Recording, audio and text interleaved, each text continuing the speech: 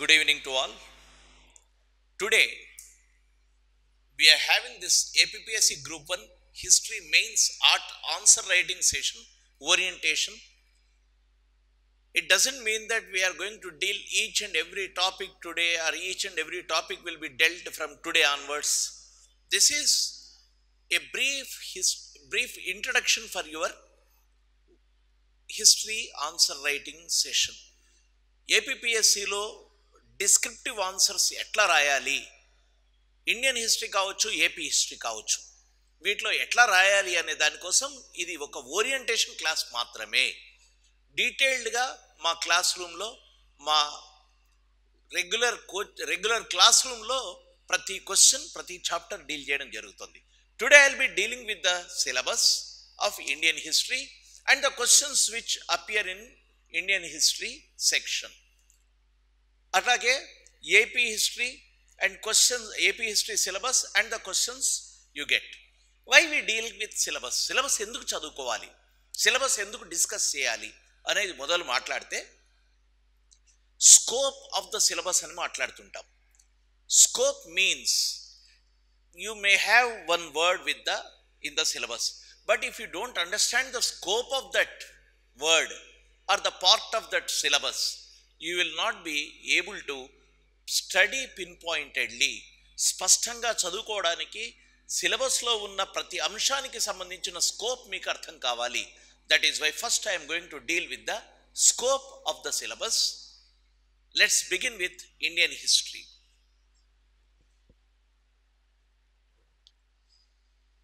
Indian history, you can see the history title, History and Culture of India.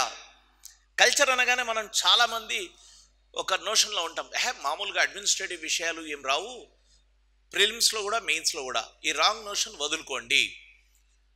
If you are studying history, you are studying history completely, thoroughly, హోలిస్టికల్లీ.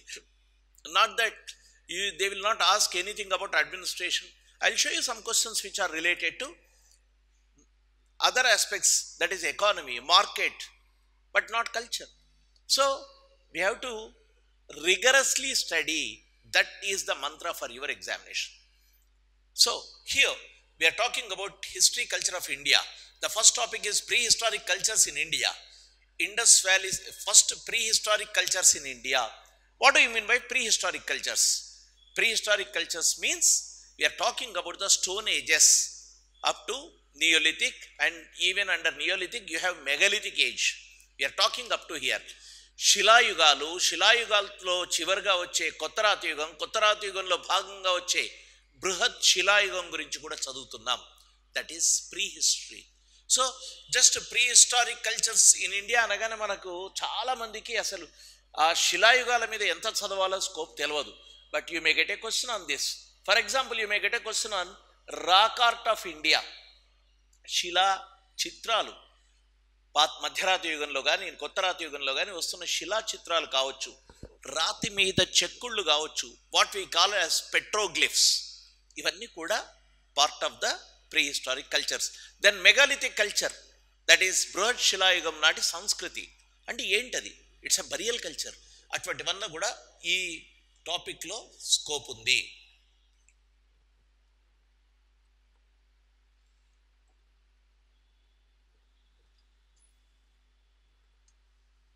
ఇది next comes Indus valley civilisation. Straight question. సింధులోయ నాగరికతలో ముఖ్యమైన అంశాలు ఏంటి? Example, the town planning, most asked question. Town planning కావచ్చు. Economy of Indus valley, trade of Indus valley, socio religious cultural aspects of Indus valley. Economy అంటే ఆర్థిక వ్యవస్థ మీద రావచ్చు, పట్టణ ప్రణాళిక మీద రావచ్చు.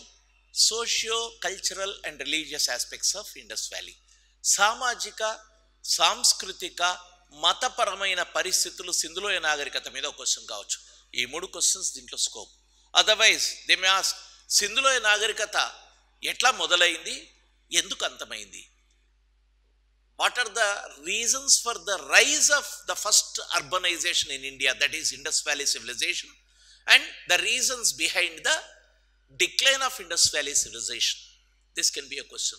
So this is the scope of this one. Then comes Vedic culture. Vedic culture consists again two. One is literature aspect, second one is socio-economic aspect of Vedic culture. సామాజిక ఆర్థిక వ్యవహారాలు వైదిక సంస్కృతిలో, రెండవది సాహిత్యం, వైదిక సాహిత్యం మీద ప్రశ్న రావచ్చు. దెన్ మహాజనపదాలు, దట్ ఈస్ 16 మహాజనపద ఆర్ షోడశ Mahajanapadas rose in 600 BC, before 600 to 600 అనుకోండి, దాదాపు ఒక 100 ఏళ్ళు. This rise of Mahajanapadas is one of the important event in the history of India.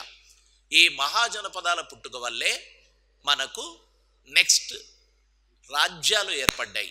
Mahajanapadas gave rise to rajyas, kingdoms. So we are talking about rise of Mahajanapadas, 16 Mahajanapadas. Among them you have a Mahajanapada which is rising, that is Magadha, rise of Magadha and age of Mauryas. This is a very, very important topic. Ashoka Dharma, this completely Maurya period is one of the biggest topic.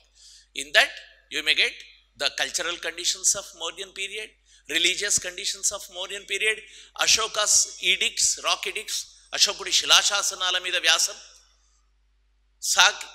సామాజిక సాంస్కృతిక పరిస్థితులు మౌర్యుల కాలంలో ఆర్థిక పరిస్థితులు, లేకపోతే administration of Mauryas, all these are bigger topics. So in ancient India, Indus valley is a big topic, Vedic age is a big topic, Mauryas is a big topic, and foreign invasions of India and Kushans. There are many foreign invasions. Foreign means those who are coming from northwest side. The first invasion or the first entry into Indian subcontinent is by the Persians, and many groups came like Persians, Indo-Greeks, that is Bactrian Greeks, Scythians, Parthians and Kushanas, Shaka Pahlavas. So రకరకాల పేర్లతో ఉన్నాయి. ఈ కుషాణాస్ అన్నాం, ఈ కుషాణుల్లో కనిష్కుడు important వాడు. ఈ కుషాణ period important.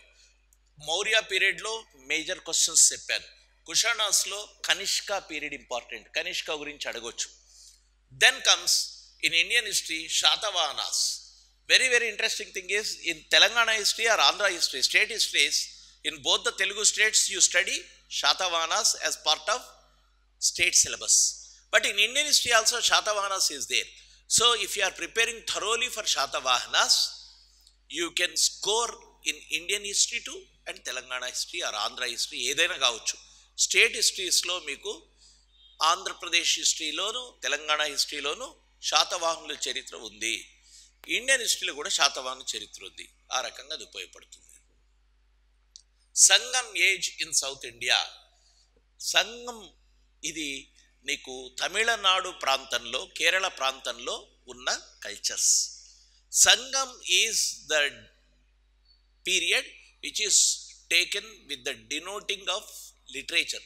Sangam, the literary Sangams నుంచి తీసుకున్నది సంగం పీరియడ్. ఈ సంగం పీరియడ్లో ఏమిటి? Basically this is nothing but a literary period, huge literature. You have number of names of the literature, and the last phase of this Sangam period you can conclude with the great epics. వరకు తీసుకుంటే పత్తు ఎట్టు తోగ ఇట్లాంటివన్నీ తీసుకుంటే, తోల్కప్పియం లాంటివి తీసుకుంటే, అగనానూరు లాంటివి తీసుకుంటే, ఇవన్నీ కూడా లిటరేచర్ ఆస్పెక్ట్సే. లాస్ట్కి వచ్చి 3 ఇంపార్టెంట్ ఎపిక్స్ ఉన్నాయి సంఘంలో. ఆ ఎపిక్స్ ఏంటి? శిలాపధికారం, మణిమేఘలై, జీవక చింతామణి. ఈ 3 ఎపిక్స్ వరకు మీరు సంగం లిటరేచర్ తీసుకుంటారు. Then Sangam polity, Pandyas, Cheras, Cholas. These are the earlier kingdoms. Early Pandya, early Chola, early Chola. This is Sangam period. Next is the శుంగాస్.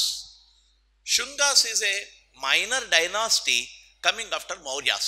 You may not expect a big question in this, but if they think that a suitable question is there, there is a question on Shunga art. Shunga కాలపు నాటి art గురించి, శిల్పకళ, వాస్తుకళల మీద ఒక question రావచ్చు. Shunga art, because in art history Shunga period is also one of the interesting, important Shunga period. So Shunga are, then comes the bigger topic, Guptas. Guptula kalam gurinchi chaduvutunnam. Gupta period is a huge period where we study polity, economy, culture and religious aspects. So it's a big topic. All these questions will be covered in this topic. So again, one of the bigger topics in ancient India. Then Kanauj and their contributions. What is Kanauj? Kanauj and contribution means they are indirectly talking about Harshavardhana. Pushyabhuti dynasty. Pushyabhuti వంశం ఏదైతే ఉందో అది కన్నౌజ్లో మొదలైంది. థానేసర్లో మొదలైంది. థానేసర్లో మొదలై కన్నౌజ్లో అంతమవుతోంది. ఇక్కడ వీళ్ళు కన్నౌజ్ అంటున్నారు అంటే ఇది హర్షవర్ధనుడి గురించి అంటున్నారు. థానేసర్లో మొదలైన హర్షవర్ధనుడి రాజ్యం కన్నౌజ్కు చేరుకుంది. So Kannauj was a prominent centre in the last phase of ancient India in the Gangetic valley. Ganga తీర మైదానాల్లో చాలా ప్రముఖమైన పాత్ర పోషించింది Kannauj, and that period is Harshavardhana period. So this is about that period. Next, historical accounts of foreign travelers, early educational institutions. It's straight question. Foreign travelers ఎవరెవరు ఉన్నారు ancient ఇండియాలో? Basically Greeks and Buddhist. Foreign ట్రావెలర్స్లో తీసుకుంటే Megasthenes రాసుకున్న indica కావచ్చు, foreign అకౌంట్స్లో తీసుకుంటే Ptolemy కావచ్చు, Pliny కావచ్చు, వీళ్ళవంతా అకౌంట్స్ ఉన్నాయి ఇండియా మీద. Then you have the accounts of Fahien, Hiuen Tsang, Itsing. These are all the people who are visiting early India, early Indian history పీరియడ్లో వస్తున్న వాళ్ళు. సో వాళ్ళు రాస్తున్న విషయాలు ఇక్కడ మనం మాట్లాడాలి. Then comes the educational institutions. Ancient ఇండియాలో ఉన్న ఎడ్యుకేషనల్ ఇన్స్టిట్యూషన్స్ ఏమిటి? In Indian history we are talking about Takshashila as the first ancient university. Then comes Nalanda. Indian హిస్టరీలో నిజానికి చెప్పాలంటే we have to talk about the educational institutions in South, that is Kanchipuram. Another one is Sriparvata. ఇక్కడ కూడా university ఉండింది ఇక్ష్వాకు పీరియడ్లో. Kanchipuram was a university in the Pallava period also, one of the important educational centres. Unfortunately we're not talking about it in Indian history. So sometime if we get time or if we have scope, we'll talk about it. But in Indian history, when they talk about early educational institutions, they are talking about Takshashila, Nalanda. These are the major ones, early educational institutions. So malli medieval period lo Odantapuri gavachu, Vikramshila gavachu, that is coming in Pala period. So these two important education institutions we talk about. Takshashila, which was emerging in the BCs itself, then Nalanda is coming during Gupta period. So this is ancient India in syllabus. Then comes Pallavas. ఇదంతా స్ట్రైట్గా ఉంది, నేను explain చేయాల్సిన అవసరం లేదు. Different dynasties వాళ్ళు మాట్లాడుతున్నారు. Pallavas, Badami Chalukyas, eastern Chalukyas, Rashtrakuta, Kalyani Chalukya, Chola. ఎక్కడి నుంచి మొదలయ్యారు చూడండి.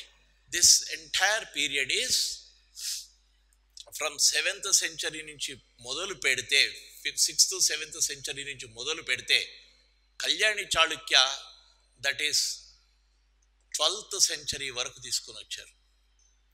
12th 13th మధ్య వరకు తీసుకుని వచ్చారు. This is the period, vast period. Different kingdoms, Pallava, Badami Chalukya, Eastern Chalukya, Rashtrakuta. ఇది very important is they haven't talked about Rajput kingdoms. దీంట్లో సిలబస్లో అయితే లేదు. రాజ్పుత్ కింగ్డమ్స్ లేదు. ప్రతిహార, లేకపోతే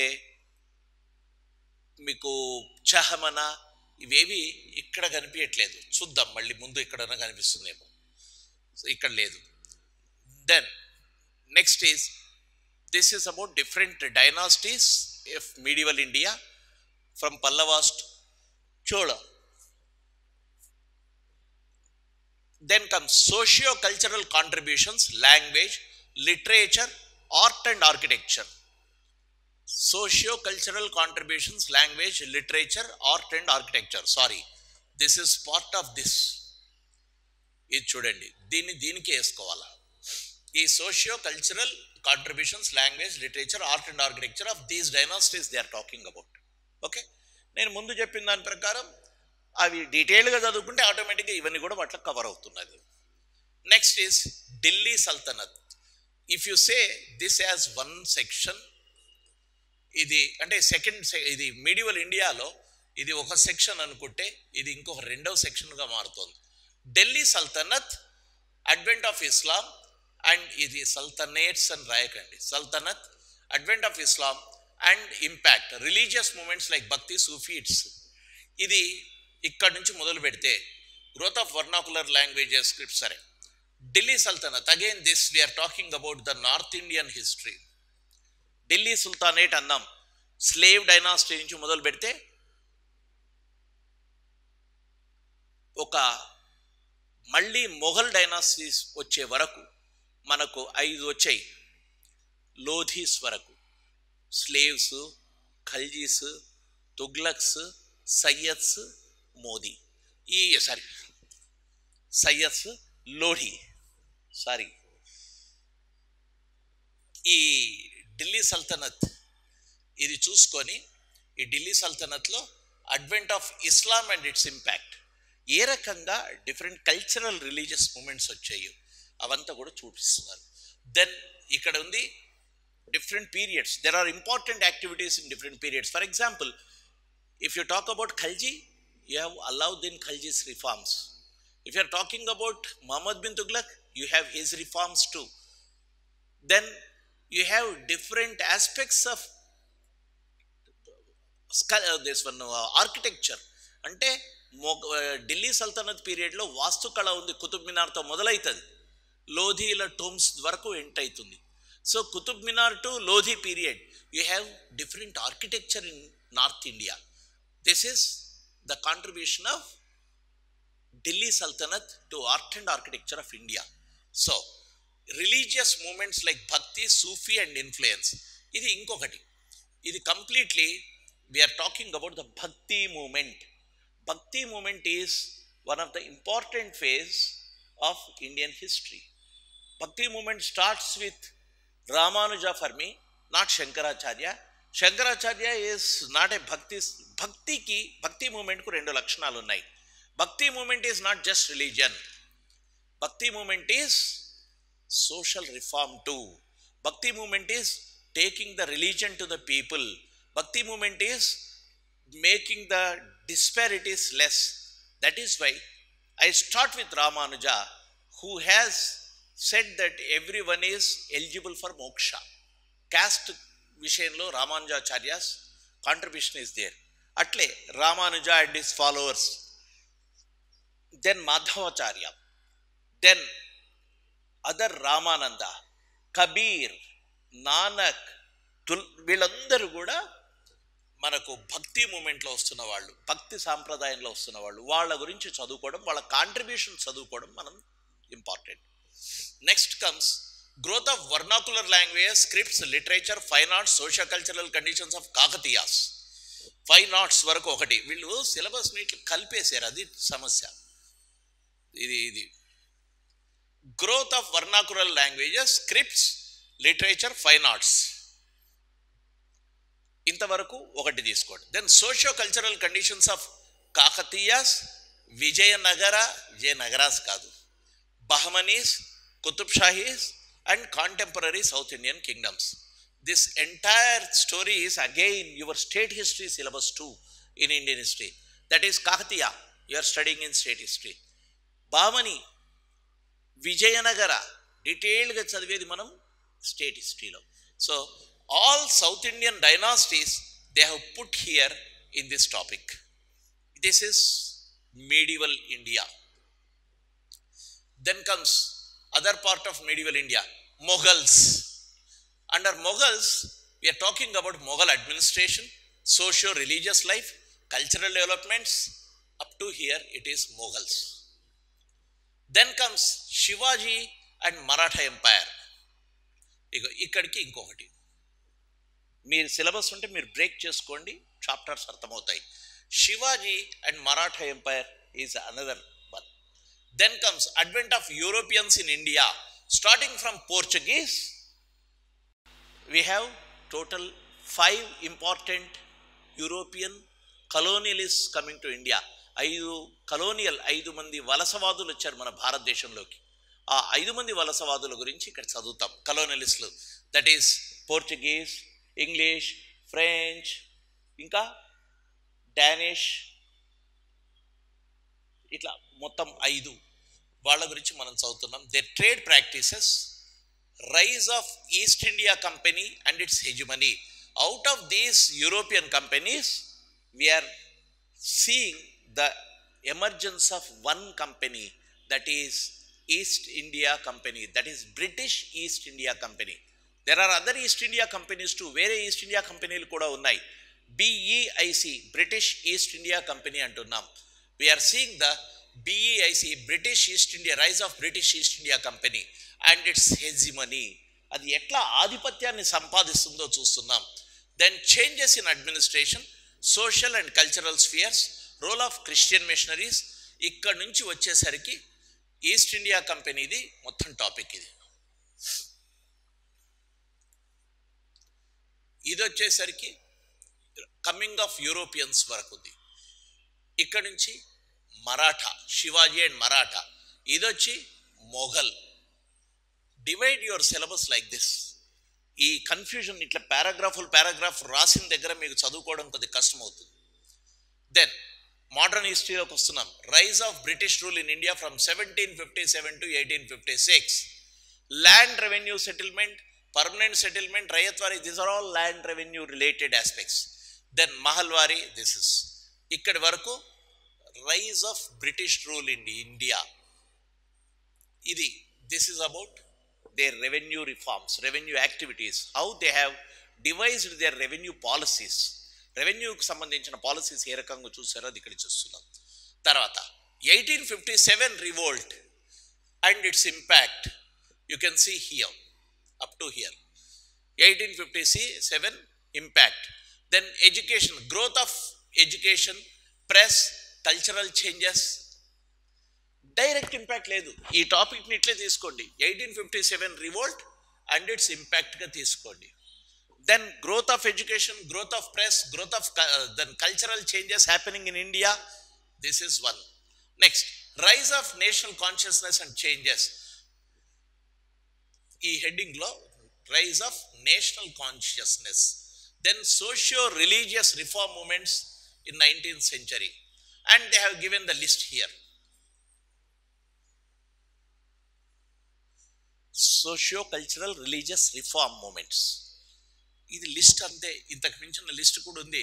వివేకానంద్, నాని విసెంట్ ఉంది, సర్ సయ్యద్ అహ్మద్ ఖాన్ ఉంది, తర్వాత రాజా రామ్మోహన్ రాయ్ అన్నాడు, వివేకానంద ఉంది, తర్వాత డిఫరెంట్ రిలీజియస్ సెక్ట్స్ ఉన్నాయి, అవి రిఫార్మ్స్ చేసేవి. అవంతా కూడా దీంట్లో చదువుతాం. Then rise of Indian nationalism, activities of Indian National Congress, Vande Mataram, home rule movement, self respect movement. See, very interesting. Rise of Indian nationalism, activities of Indian National Congress, Vande Matra movement, home rule movement, ikkada daaka okati. Malli self respect movement, Jyotiba Phule, Narayana Guru, Periyar Ramaswamy Nayakar. Ivanta malli socio religious movements, socio cultural movements kuda ikkada chudandi. This is, for example, Narayana Guru is not part of Congress or not part of Indian independence movement. There is no mention of Ayyankali. Ayyankali is also part of this movement. Narayana Guru, Ayyankali, Jyotiba Phule, Periyar Ramaswamy, everyone is part of this movement. So we will see that. Then, అంటే విచిత్రం ఏంటంటే AP history సిలబస్లో ఏం చేశారు అంటే ఇక్కడి నుంచి తీసుకొని ఇక్కడ దాకా ఇది పెట్టారు కదా, దీంట్లో ఇది కంటిన్యూషన్ ఇచ్చేస్తే role of Mahatma Gandhi, Ambedkar contributions వరకు తీసుకుంటే ఇది పొలిటికల్గా అవుతుంది. ఇది ఇంకో టాపిక్ తీసుకోవచ్చు. But they have merged it somehow. ఆ మెర్జర్ వల్ల మీకు కన్ఫ్యూషన్ ఉండే అవకాశం ఉంది. కాబట్టి we're discussing, I'm explaining the syllabus for you. Okay, so as I'm separating the topics, you should also separate and note the topics likewise so that you can study well up to this one. Indian nationalism, 3 phases. Freedom struggle, 1885, Vedanta Malli again. This complete is